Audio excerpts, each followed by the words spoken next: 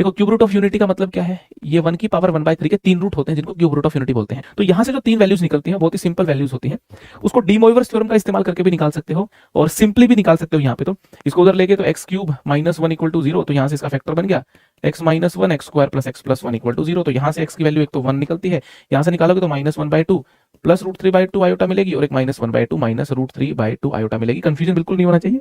आप देखो तो क्यूब रूट ऑफ यूनिटी में एक रूट तो रियल है ना, 1 रियल रूट आ गया, 1 रियल रूट है और आपके पास 2 इमेजिनरी रूट है, 2 इमेजिनरी रूट्स हैं। ठीक है, इमेजिनरी रूट्स को ध्यान से देखो, ये एक इमेजिनरी रूट, ये दूसरा इमेजिनरी रूट। अब मस्त बात क्या होती है, इसका स्क्वायर करते हो तो ये आता है और इसका स्क्वायर करते हो तो ये आता है।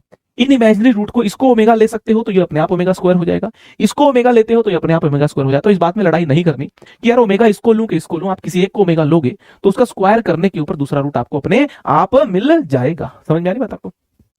तो इसके रूट हो गए, सीधी सी बात है, कितने हो गए, x इक्वल टू फिर 1 हो गया, किसी एक को ओमेगा ले लो दूसरे को ओमेगा स्क्वायर ले लो, तो 1 ओमेगा ओमेगा स्क्वायर मेरे क्यूब रूट ऑफ यूनिटी है। अब इनके बारे में बहुत सारी प्रॉपर्टीज हैं, वो आपको पता होनी चाहिए। उन प्रॉपर्टीज का कई बार इस्तेमाल होता है और सवाल सोल्व करने में उन प्रॉपर्टीज की बहुत बड़ी भूमिका, कई बार सवाल आते हैं। ठीक है, प्रॉपर्टीज यहाँ पे मैं लिस्ट डाउन कर देता हूँ।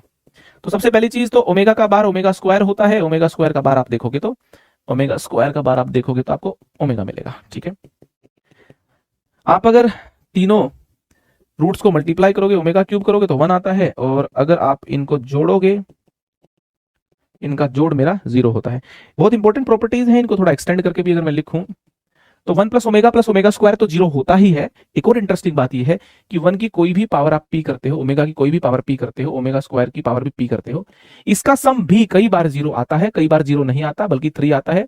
0 कब आता है, 0 तब आता है जब पी मेरा 3 का इंटीग्रल मल्टीपल नहीं हो, और जब मेरा पी 3 का इंटीग्रल मल्टीपल हो तब मेरा ये 3 आ जाता है, क्योंकि जब 3 रख दोगे आप यहाँ पे तो ओमेगा 3 तो 1 हो गया, ओमेगा 6 तो 1 हो गया, तो 1 प्लस 1 प्लस 1 मेरा कितना हो जाएगा, 3 हो जाएगा। ठीक है, अब ये अगर ज्योमेट्रिकली देखा जाए तो 1 ओमेगा ओमेगा स्क्वायर को ज्योमेट्रिकली देखा जाए तो ये इक्विलेटरल ट्रायंगल बनाते हैं, इक्विलेटरल ट्रायंगल बनाते हैं। आप इनको बना के देख सकते हो।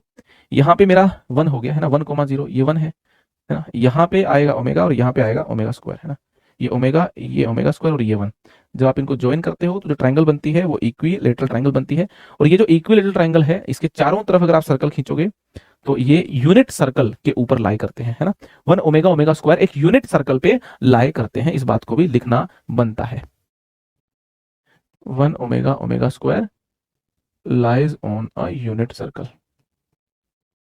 ठीक है, सबका मॉडुलस बराबर होता है इनका, है ना। यहां से आप देखोगे तो 0,0 से जो दूरी इसकी है वो दूरी इसकी होगी, वो दूरी इसकी होगी, तो ठीक है, मॉडुलस सबका बराबर है ही।